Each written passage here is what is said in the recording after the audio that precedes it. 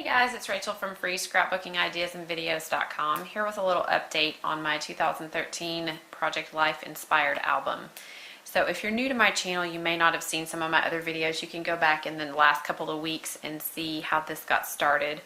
But I just wanted to show you a little update and encourage you to do some baby steps. I did some of this in more like 30 minutes at a time as opposed to 15, but what got me started, I was kind of procrastinating because it's a little overwhelming. I'm still not very good at working in pocket pages. I don't have much experience, so I was kind of procrastinating, and I told myself I would just do 15 minutes. So I set my timer and I got started, and it kind of got the ball rolling, which is usually what the timer helps me do, just to kind of get over that hump. So I'm just going to show you real quick. I'm going to do it by month.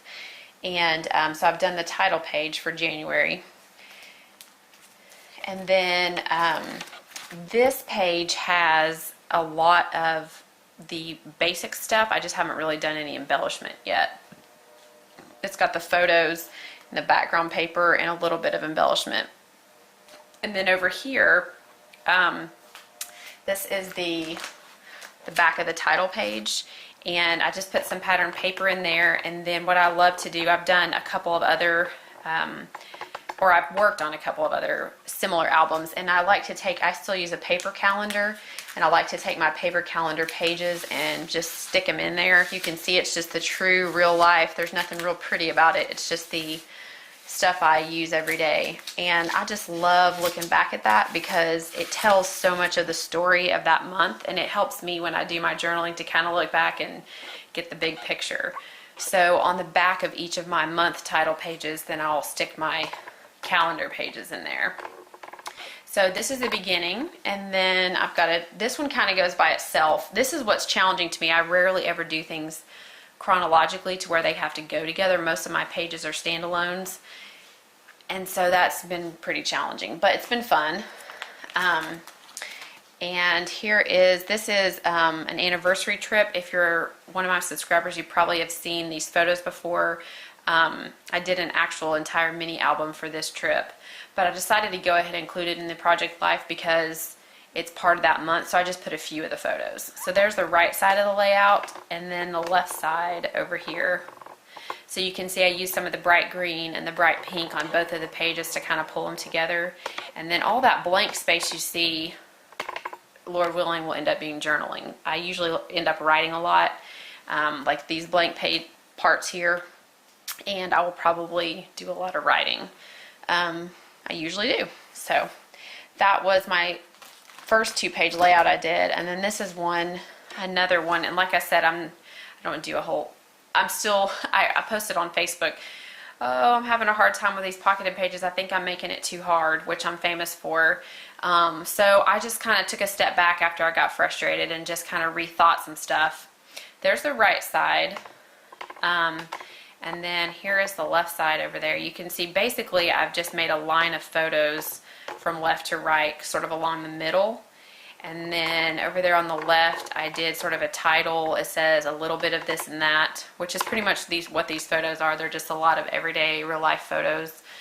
Did sort of a little banner. I haven't played much with that. I know it's a little bit trendy right now, but that was kind of fun to do. And then the paper pack I chose also had like little cameras and stuff in it. I don't know if you noticed on this this first page I showed you, that blue one over there, it's got the little camera motif on the actual pattern paper, and then they had ones that you could cut out and use as embellishment. So I just kind of stuck that over there because obviously I like to take pictures.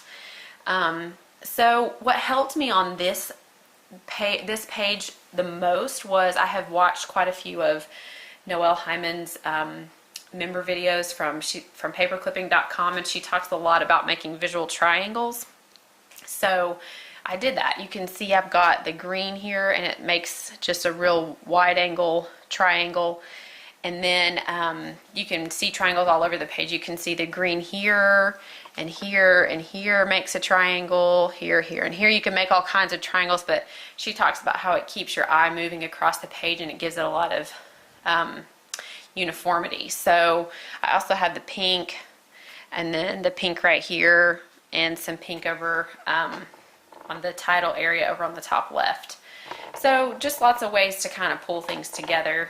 And then once again, all the white space there, or probably not all of it, but quite a bit of it will be journaling. So I'll probably put a little bit of journaling here and maybe just a little bit right here, probably fill in journaling here, because I've got quite a bit of things to say about these everyday real life photos, because that's so much of what life is about. It's just the mundane everyday stuff, and that's what brings back the most memories. So I left those spaces, all the white spaces you see, for journaling. And that doesn't mean I'll fill all of it, but I left it for wherever I wanted to put journaling. And one thing I put on my list was to get some little baby number stickers, because I could see myself using them on the photos and then kind of keying it to some journaling. I could totally journal without the number stickers, but they would add some interest and make it simpler to see what journaling went with what photos. So I put that on my list of stuff that I'd like to get, and we'll see if that happens or not, but I just thought I would either get probably some bright pink or some bright green little baby number stickers. So that's all I've done over the last few days.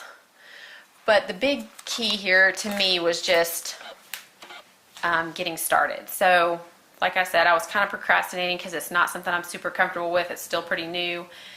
But just setting my timer and telling myself I only had to do 15 minutes just got the ball rolling for me, and then I was able to get a lot more done. Not to say I didn't have some road bumps, because I did kind of get frustrated and have to rethink stuff.